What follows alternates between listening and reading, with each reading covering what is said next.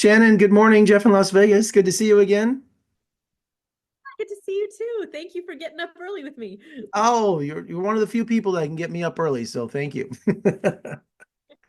Well, congratulations on your new novel, Keeper of the Lost Cities Unraveled. It just must be an accomplishment that you're just you seem like you write with such ease. Does it come easy for you? Not as easy as I would like. I think I fake it well. No.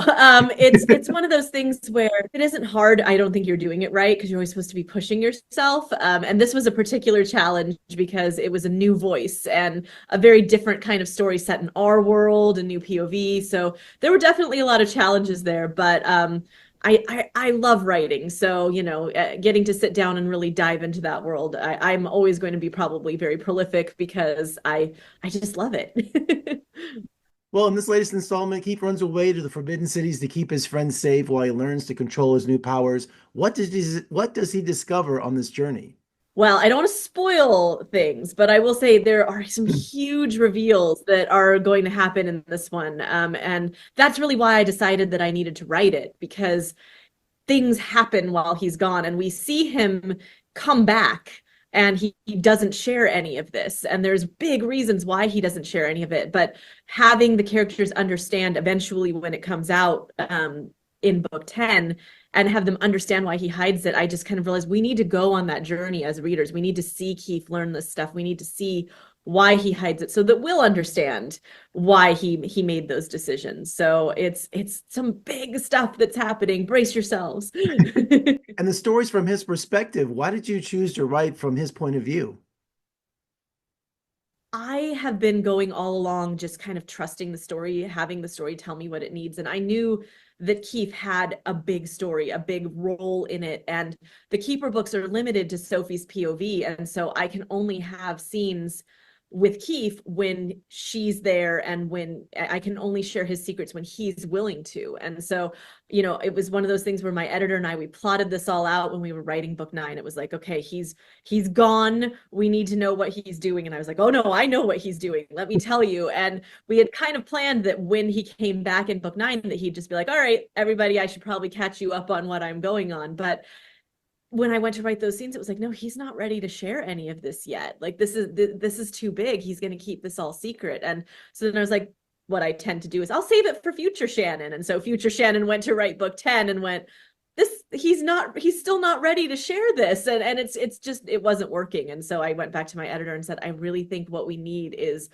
a weird point 0.5 book that I will then spend the next year trying to communicate to everyone. Like, I promise this is a necessary book in the series so that we can see what Keith is doing. And so really it was just, this is what the story needed to really have everyone understand what's going on, why the characters are doing what they're doing, and to get those huge secrets in a meaningful way. Well, we can't forget about Sophie. So what's next in store for her? Well, she is actually more present in this book than I think a lot of people expected. I know my editor at first was like, "We got to make sure she feels like she's there," but she's very much on Keith's mind. So, and she does have some scenes in Unraveled as well. But then, of course, I'm working on book 10, so we have more Sophie to come. Don't worry. And you have such a loyal and strong fan base. Are you going to have a keeper tour for this novel? It's a little limited because I have a 3.5-year-old and a 1.5-year-old, and traveling for any extended length of time right now gets very, very hairy. But I'm doing a virtual event tonight, Monday, kind of like a pre-launch launch, which will be super fun. And then I am flying up to Seattle tomorrow to do my only in-person event. We wanted, since Keith's in our world, we wanted to pick a location for the event that's also somewhere that Keith goes in the book. And so that's going to be really, really fun. And then I have one more virtual event on Thursday. And then I will be done with all the Unraveled promotion for the year. So it's a little bit of a light travel schedule this year, thankfully. And here's hoping that by the time book 10 comes out, my kiddos will be able to let me travel a little more because I would love to meet even more readers. And that's probably my favorite part of my job is getting to meet the readers and see their reactions to everything. Well, Shannon, I'm Generation X, and when I was a kid, I used to write letters all the time. I know we're in the 21st century in the digital age. Do you get regular letters from fans? My inbox through my website gets fan mail every single day. Yeah, I've actually had to have it kind of go through my assistant at this point because it's basically a full-time job if I were to try to keep track of that. And then I have my mailing address on my website as well that goes through my publisher. And so every few months I'll get these big boxes of letters and art and things sent to me, which is it's amazing. I mean, it's the most incredible thing. It's just also trying to balance keeping up with that with all the fan expectations of they want the next book. So Everybody it's does. that delicate balance. Yeah, it's like, do you want me to write the book or do you want me to write, a response to your letter? I know you want both. I know that's the answer, but I can only do one, so I try to prioritize the writing of the next book. Well, my first occupation is being a film critic. So of course, fans and everyone wants to know the update on the film rights and adaptation to the big screen or a mini series or whatever's going on in Hollywood. Any update for us?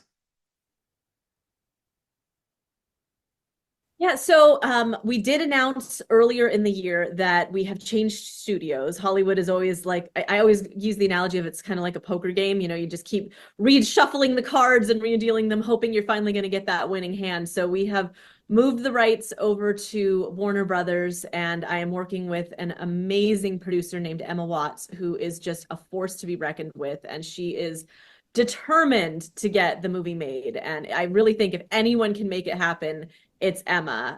And we have such a supportive team over at Warner Brothers. We're still in early stages trying to get all of our ducks in a row because it's one of those things where we're asking for basically like $200 million to make a movie. So we've got to really get the ducks in a row to be able to get that kind of money. But here's hoping that this time we have the right hand, the right team, and that all things are going to be looking good for the Keeper movie. It feels very exciting, so we'll see. Well, Shannon, you're in good hands. The studio brought us Harry Potter, I think is a great choice. And congratulations on your new book. I always have a pleasure speaking with you. Thank you so much for your time, and let's talk again soon. Thank you so much. Thank you so much. Have a good day.